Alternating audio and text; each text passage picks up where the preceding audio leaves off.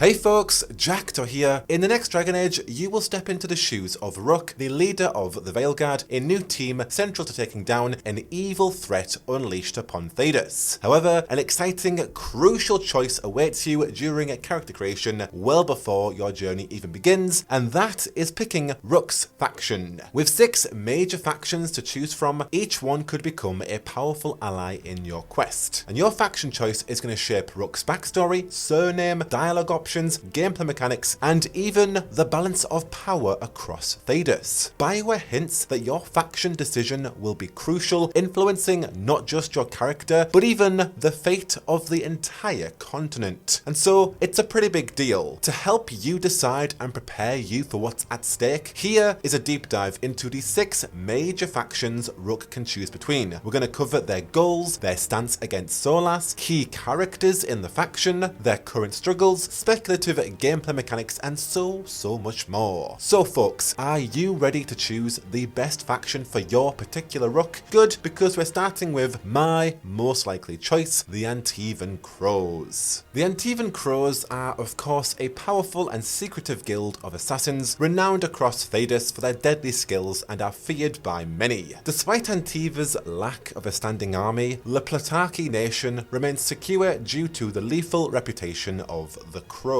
Now the Crows themselves are controlled by a secret council of 8 leaders known as the Talons, who are often from the wealthiest and most influential families in Antiva. However, internal conflicts recently and political maneuverings within the guild have weakened their effectiveness, as seen with an attempt at a peaceful Qunari invasion and the betrayal by some members in the short story 8 Little Talons from Tevinter Nights. Currently, the Antivan Crows are 4 members down and urgently need assistance.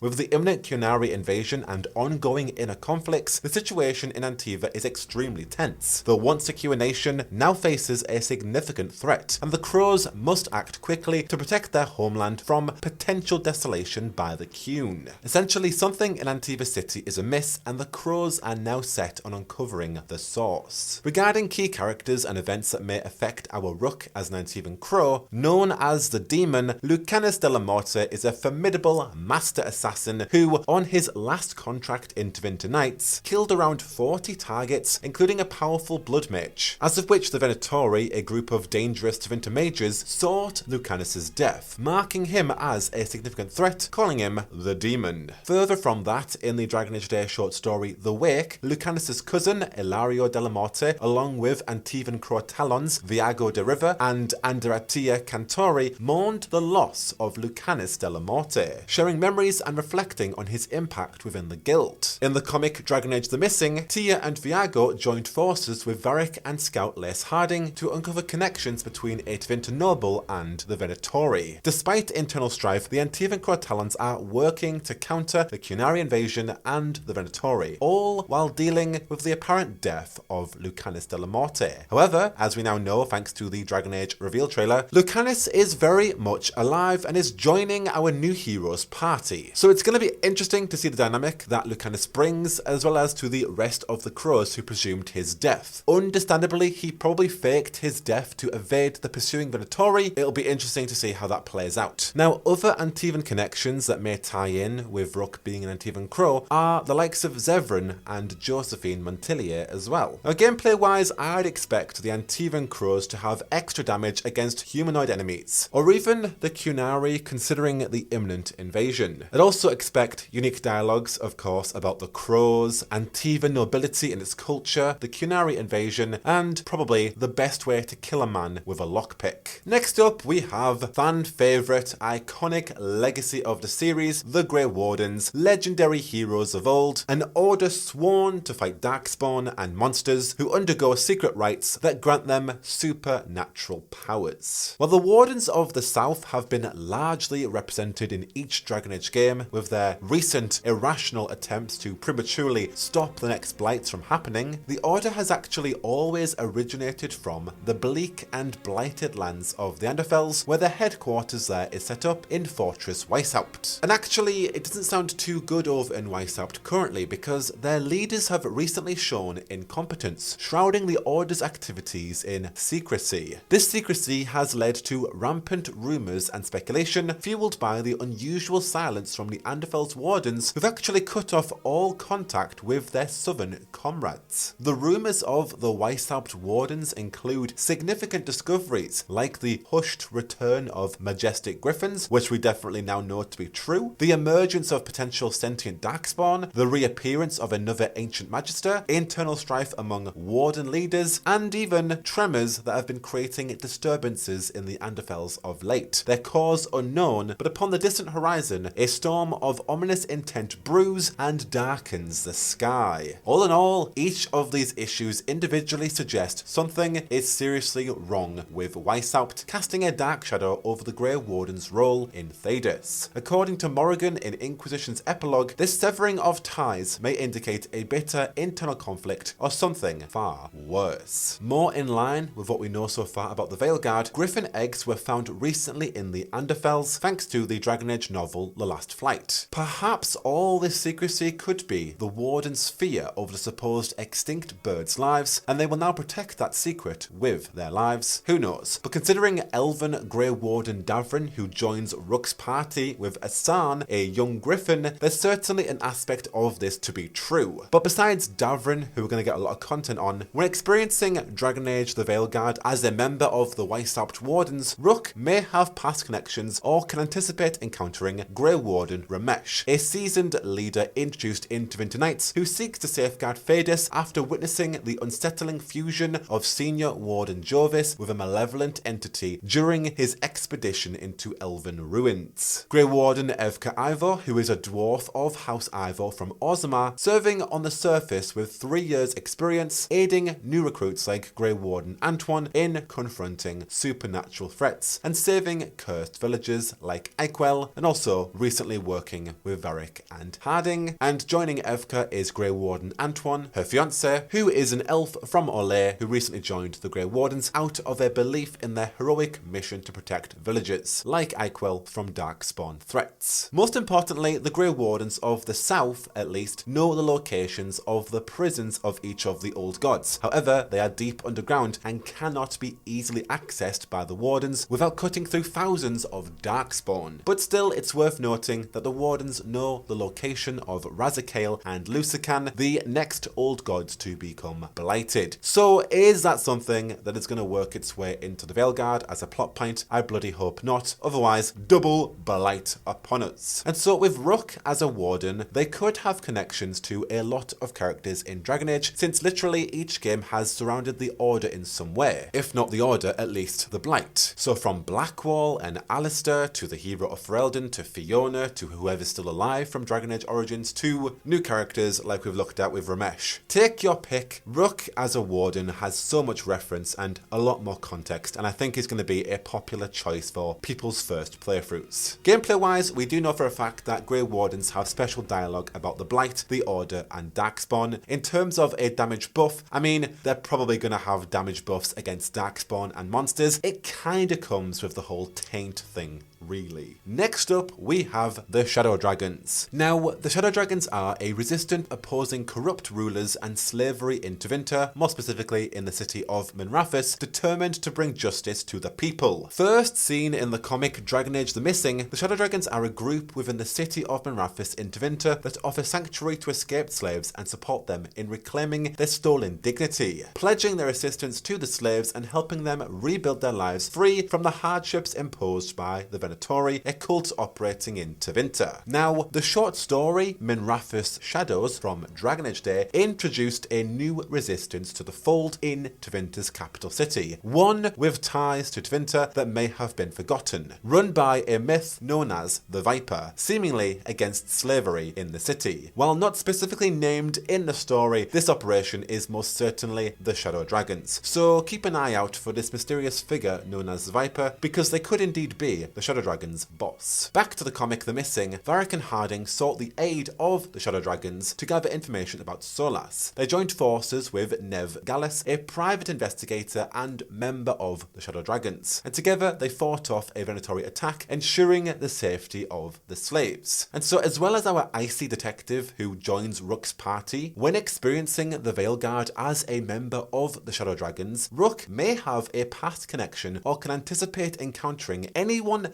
central to Minrathous, which is a lot of people, from Dorian Pavis to Maveris Talani, the Black Divine to the Archon, Holix to Vadis, the Viper to Mirian. There are plenty of people in the heart of Minrathous that I think a Shadow Dragon is going to be a great networker connecting them to these individuals. Gameplay wise, I imagine the Shadow Dragons are going to have special dialogue about Tevinter, the Venatori, cults, blood magic, demons, and so on. And I would expect some damage buffs against the Venatori and against blood mages. Fourth on our list are the Veil Jumpers, explorers of ancient elven ruins, welcoming anyone brave enough to face the Arlathan Forest's reality warping magic. Also introduced in the comic Dragon Age the Missing, the Veil Jumpers emerge as a diverse faction including members like Strife, Irulan, and both Dalish and non-Dalish mages and hunters. Their mission is very clear: to confront dangers from the cursed Arlathan Forest, where the powerful Crucia Stone was recently retrieved by Solas. Learning of Solas's true identity as an elven god from Varric, the Veil Jumpers realise the severity of the situation, prompting decisive action against the elven god wielding such a powerful artifact. Now, in the short story Ruins of Reality from Dragon Age Day, Veil Jumpers Strife and Irulan embarked on a quest to recover another relic in the Arlathan Forest, a statue of the elven goddess Gillinan with a crystal Hala figurine. And in the cursed Arlathan Forest, they encountered illusions and blurred boundaries between reality and magic, truly showcasing the danger of the forest, also indicating some kind of tie to Gillinan. Now, concept art revealed the Veil Jumpers using magical artifacts like defensive golden triangle bubbles and bows firing shock arrows, expanding their arsenal to combating supernatural threats, also proven in Balara, who joins the party as our elven Veil Jumper who has a transformative prosthetic arm that can become a bow with these triangles. Now, joining this all together and drawing from concept art and related other short stories, I believe the Veil Jumpers share striking similarities with the Executors, just another shadowy syndicate in Dragon Age introduced in Inquisition. The triangles, golden ancient elven aesthetic, small connections to Gillinan, there's foul play here. The Executors' triangular symbol and secret operations quote on behalf of powers across the sea suggests some kind of deep-rooted connection to what I believe Thedas' ancient elven history. And recent revelations from Tevinter Knights further hint at the Executors' involvement and hostility towards Solas, possibly positioning them as formidable adversaries in the upcoming conflict. Whether it is just similarities or if there is some truth to the matter that the Executors and the Veil Jumpers are connected, something is going on, mark my words. Now, besides Balara, who of course is joining our party, when experiencing the Veilguard as a member of the Veil Jumpers, Rook may have a past connection or can anticipate encountering Strife, a Starkhaven elf renowned for his silvery hair and physical prowess, with ties to the Dalish clan Morlin and possibly the Executors because he literally has a Executor logo on his cloak. His past hints at vigilante justice against oppression. And then we have Irulan, an elven shapeshifter Veil Jumper, adept at transforming into creatures like Hala, wolves, and eagles, infused with magical energy. She excels at manipulating environments and aiding in artifact retrieval. Now, gameplay wise, I suggest the Veil Jumpers are going to offer unique dialogue on specific elven lore, new magics, the Arlathan Forest and Arlathan as a whole, and potentially the Executors if they are connected. Regarding damage buffs, I reckon the Veil Jumpers are going to be really good at fighting demons and spirits. Next faction we have is the Lords of Fortune, a prominent guild in Thedas known for their expertise in treasure hunting and artifact retrieval. Originating from Ravane, the same place as Isabella, these adventurers are famous for their daring exploits and narrow escapes, driven by a thirst for wealth and adventure rather than political interests. Currently, the Lords of Fortune no longer hold dominion over the coasts of Ravane, not when dragons are growing bolder and laying wastes to their ships. Speaking of which, Tash joins Rook as a dragon hunter aligned with the Lords of Fortune, promising thrilling adventures fraught with risks. Now, little else is known about the Lords of Fortune as they were recently introduced in Tevinter Knights, but I'd say they're fairly straightforward. Besides Tash, who is seemingly joining Rook's party as a dual-wielding rogue, when experiencing the Veilguard as a member of the Lords of Fortune, Rook may have a past connection or can anticipate encountering Matteo, a Ravane treasure hunter notably seen in his involvement with Genetivi's expedition in Tevinter Knights. And then we have Barv, a scarred dwarven member of the guild who retrieved a powerful amulet, albeit at the cost of losing his partner Herald. Barv also had an encounter with Varya from the Dragon Age Knight-Errant series of comics, which could suggest potential introduction in future narratives, I dare so hope. And then we have Holix, who is known as a master in disguise and a monster slayer, as they hunted a Sekarax in Minrathous with the help of Dorian and Miveris Talani. Gameplay wise, I expect a lot of Fortune to have increased damage against dragons, since dragons have taken over Ravane, as well as offering unique dialogue on treasure, fortune, relevant artifacts to the plot, Ravane, and probably a lot more dialogue on dragons as well. So if you're looking for more of a reckless, adventuring background with less interest in the politics of Thedas, the Path of Fortune sounds perfect for your Rook. And lastly, but certainly not least, by far one of the most interesting factions, we have the Mourn Watch. Now the Mourn Watch are an elite faction within Navara's Mortalitasi order, responsible for overseeing the Grand Necropolis where the undead and spirits reside. Essentially, the order believe that when a person dies, their soul enters the Fade to be with the Maker. However, this process displaces a Fade spirit, pushing it into the waking world. And so to manage this, the Mortalitasi offer that displaced spirit a mummified host to keep it intact. The mummified bodies of Navara's elite are kept in a large mausoleum, which is called the Grand Necropolis, located just outside of Navara City. And the Mourn Watch maintain the balance between the living and the dead, and are also involved in Navaran political intrigue, as much as they may say they're not. Now, in the stories Down Among the Dead Men from Tevinter Nights and The Flame Eternal from Dragon Age Day, the Mourn Watch handle disruptions caused by spirits and demons in their crypt. They blend scholarly knowledge with practical necromancy to ensure peace for both the deceased and the living, and their duty as guardians is to uphold the necropolis's sanctity while aiding those affected by supernatural occurrences. Now, the Mortalitasi as a whole consists of various divisions, including the Mourn Watch, which Rook can be a part of, but we also have the Guides of the Path, who oversee corpse handling. Now, recently, the Mortalitasi's practices drew the attention of the Dread Wolf directly, who attacked them during a Qunari-related ritual involving the Red Lyrium idol and blood magic. This attack highlighted tensions over the Mortalitasi's use of binding spirits, which the Dread Wolf views as disrupting his plans in the Fade. Despite the threat posed by the Dread Wolf's intervention, the Mourn Watch's unique practices involving spirits and necromancy remain integral to Navaran culture and traditions. Now, Emric Volcarin, along with his skeletal assistant Manfred from Down Among the Dead Men in Tevinter Nights, joins our party as a devoted and passionate Mourn Watch necromancer. His inquisitive nature drives him to understand the deeper reasons behind a spirit's unrest and how to alleviate its torment, and I look forward to becoming besties with him and Manfred as an official companion. Now, besides Emric, when experiencing the Veilguard as a member of the Mourn Watch, Rook may have past connections or can anticipate encountering Ordric Valhassan. Formerly a Navaran guardsman, Ordric was resurrected after his death and now exists in a state between two spirits, anger and curiosity. And then we have Myrna, a young and stern Mourn Watcher. She's a dedicated mage who serves as a guardian and keeper of the Grand Necropolis. And then we have Johanna Hesenkos, a pragmatic and powerful necromancer dedicated to experiments and practical applications of necromancy with a no-nonsense attitude. And lastly, we have Sidoni, a Mortalitasi Inquisition agent who navigated a treacherous plot involving assassinations and power struggles within Navara's elite. Gameplay-wise, I expect a Mourn Watcher to have increased damage against the undead, spirits, and demons, as well as unique dialogue on the nature of spirits, Navara, its culture, of course, the Grand Necropolis, necromancy, and darker magics. It's best to be a Mourn Watcher if you want to get the most content out of Manfred. That's at least what I'm expecting. Honestly, I was going to be an Antivan Crow for my first playthrough, but really, now I'm torn like Natalie Imbruglia on if I should go for a Crow or if I should go as a Mourn Watch. Like bird puns, sophistication, slit throats, and coffee, or necromancy, elegance, skeleton companions, and a coffin ton of dead people. It's a really hard choice, I'm not exaggerating. Next up, I'm going to be delving into each of our 7 companions' backstories from the comics, short stories, previous games, and Tevinter Nights. But do let me know, based on this, which factions have piqued your interest. I would love to know what you're thinking, if you can help sway me at the same time. What sounds most exciting to you? What is your first Rook gonna be? Have you already devised their backstory? I would love to know, so please tell me down below. But of course, you are already in the right place for the latest on Dragon Age Taylor's version. I have so many videos planned right now, folks. I'm not even kidding. We are literally living in it. Until the next one, though, I have been Jackdaw, and I should go. Whoa, whoa, whoa, whoa, whoa, whoa, whoa, whoa.